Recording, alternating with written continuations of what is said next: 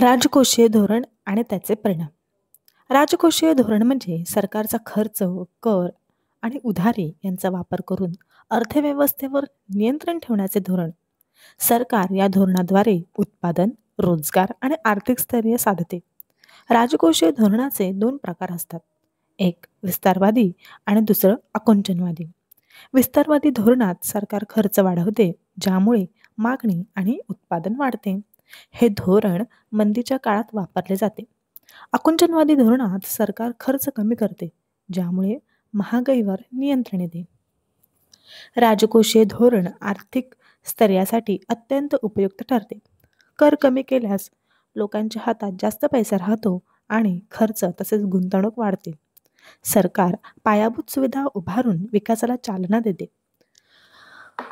राजकोषीय धोरणातून सामाजिक विषमता कमी करता येते आणि गरीब वर्गाला मदत करता येते. कर धोरणातून संपत्तीचे पुनर्वाटप घडते. योग्य वापर केल्यास अर्थव्यवस्था संतुलित राहते, परंतु अतिखर्चामुळे वित्तीय तूट वाढू शकते. म्हणूनच राजकोषीय धोरण विचारपूर्वक राबवणे आवश्यक असते. हेच धोरण देशाच्या आर्थिक प्रगतीचे प्रमुख साधन आहे. धन्यवाद.